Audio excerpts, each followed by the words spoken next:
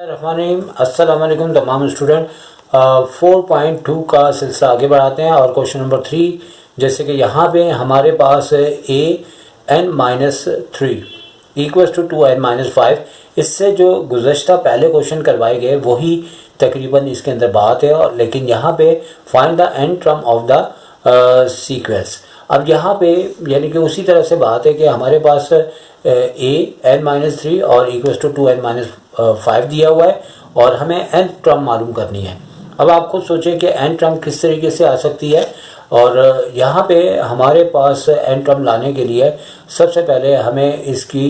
चंद terms चाहिए ताकि हम ए और डी यानी कि कॉमन डिफरेंस लेते हुए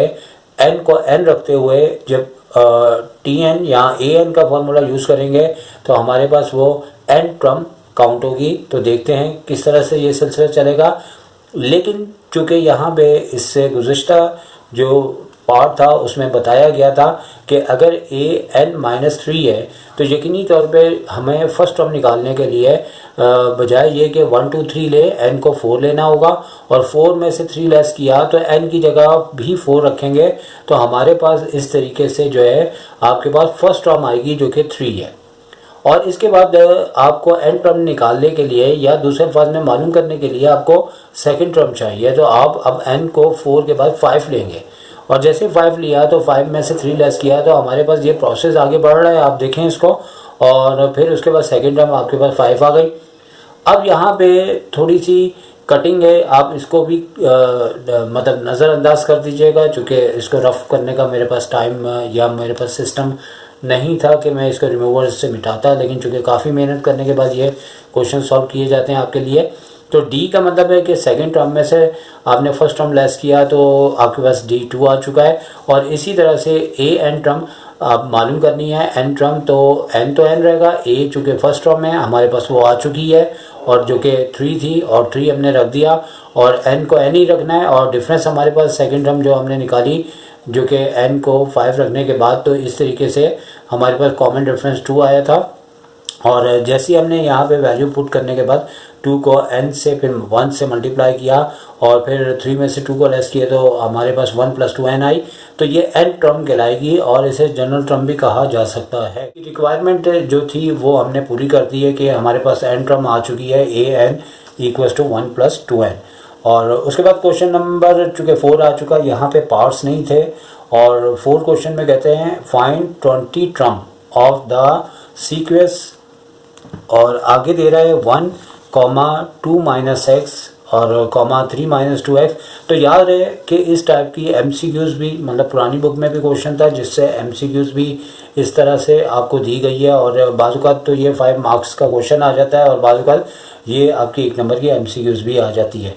तो इसमें हमें 20 टर्म पता करना है, लेकिन यहाँ पे हमारे पास जो सीक्वेंस दिया है इसमें सिर्फ नंबर नहीं है बल्कि पहला तो सिर्फ नंबर है, फिर उसके बाद 3 - 2x है, लेकिन जो हमारा फार्मूला से रिलेटेड प्रोसेस है वही हम यूज़ करेंगे कि n को हम 20 रख देंगे, और जो आपके पास फर्स्ट टर्म है यानी कि 1 है तो 1 रख देंगे, और d मतलब सेकंड टर्म में से यानी 2 - x में से 1 लेस करेंगे तो हमारे पास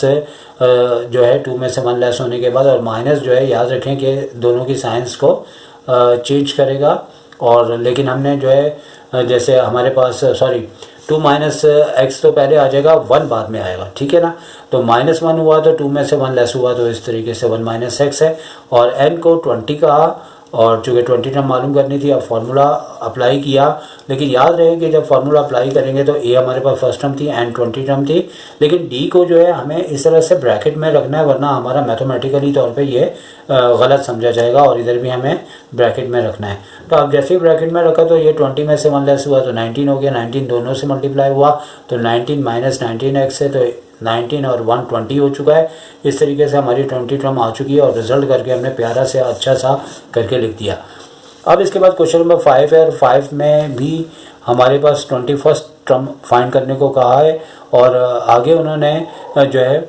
हमारे पास जो टर्म्स हैं वो 11 है, 15 है और 47, यानी कि इस तरीके से हमारी टर्म्स दी गई हैं। तो क्वेश्चन नंबर 5 जो है काफ़ी ज़्यादा इंपॉर्टेंट है और 30% इसके एग्जाम में आने के चांसेस हैं, और यहाँ पे कहा जा रहा है कि फाइंड 21st टर्म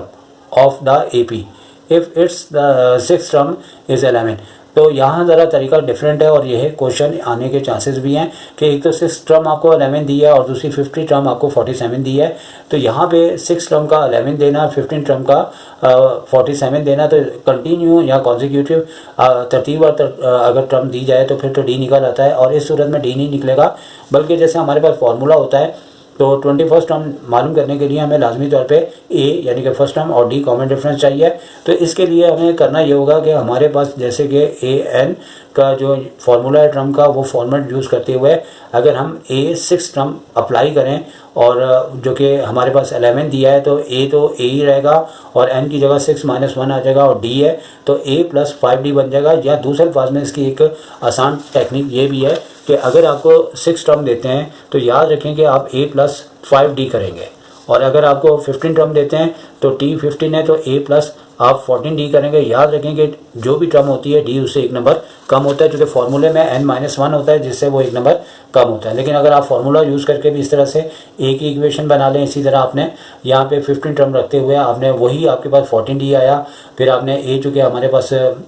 जो है वो हमारे पास 47 इस लिहाज से आ रहा है कि वो जब हमने इसको लेफ़्ट और राइट किया तो इस तरीके से हमारे पास 47, चूँकि हमें आपको उन्होंने 15 टर्म दी हुई थी तो ए की यहाँ पे भी इक्वेशन बना ली, यहाँ रिलेशन बना लिया और 1 और 2 को कंपेयर करने के बाद ट्रांजिटिव प्रॉपर्टीज़ के तहत ए और ए कैंसिल हो गया और इस दोनों को राइट हैंड साइड को एक दूसरे के इक्वल रख के हमने डी को एक साइड लाते हुए कांस्टेंट को एक साथ लाते हुए डी की वैल्यू 4 निकाल के ले आए और इस तरीके से डी आ चुका है। तो डी की वैल्यू अब आपको नंबर 1 या नंबर 2 में रख के ए निकालना है और ए और डी के बाद हमारे पास 21st टर्म निकालने के लिए हर बात मुमकिन हो जाएगी हमारी।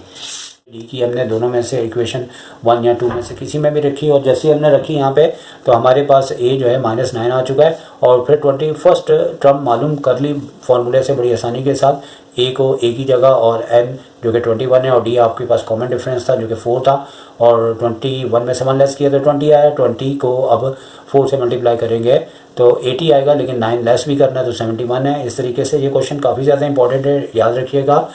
कि एग्ज़ाम के करीब भी आपको इंपॉर्टेंट देंगे। तो 21st टर्म हमारे पास आ चुकी है 71 और 6th क्वेश्चन में भी सिलसिला अब इसी तरह का चलेगा। Which term of the sequence -15 -9 और -3 इज़ 75। तो ये बिल्कुल पहले क्वेश्चंस की तरह है कि आपको एक सीक्वेंस दिया हुआ है और कहा गया है कि बताएं कि अगर -15 पहली टर्म हो फिर -9 फिर -3 तो 75 जो टर्म है उसका नंबर क्या है, कौन से नंबर पे वो मौजूद होगी। तो यानी आपको एन फाइंड आउट करना है। ए आपकी फर्स्ट टर्म हो गई, डी आपने सेकंड में से फर्स्ट को लेस किया तो डी आ चुका है। ए एन यानी कि एक तरह से लास्ट टर्म भी इसको कह सकते हैं, ए एन कह लें, या अगर लास्ट टर्म दे रहे हैं तो लास्ट टर्म एल भी कह सकते हैं। तो एन आपको फाइंड आउट करना है। फार्मूले के अंदर हमने वैल्यूज़ को रखा तो इस टाइम हमें ए एन या दूसरे अल्फाज में एल भी कह सकते थे 75 रखा। ए की जगह हमने उसकी वैल्यू रखी और n-1 यानी कि उसके बाद 6 को बारी बारी दोनों को मल्टीप्लाई किया और यहाँ पे कांस्टेंट को लेके दोनों को ऐड किया और -6 मज़ीद आया 96 हो गया और n से जो मल्टीप्लाई होता था डिवाइड होने के बाद n की वैल्यू जो है हमारे पास 16 आ गई। याद रखिए कि n हमेशा बिलोंग्स टू नेचुरल नंबर में कहूँगा क्योंकि नेचुरल नंबर में 1 2 3 और कभी भी n पॉइंट्स में नहीं आता है, नेगेटिव नहीं आता, हमेशा नंबरिंग में आता है। याद रखें अगर पॉइंट में आए तो इसका मतलब है वो टर्म मौजूद नहीं है, नेगेटिव वैसे तस्वुर नहीं है क्योंकि नंबरिंग जो है वो कभी नेगेटिव नहीं होती, पॉजिटिव। इसका बी पार्ट दिया है कि इसमें भी आपको which term of the sequence दिए तो आप पूरा का पूरा ये क्वेश्चन यहाँ पे देख सकते हैं और इसके बाद सी पार्ट भी दिया है, आप देखें और देखने के बाद इसको अच्छी तरह से समझें।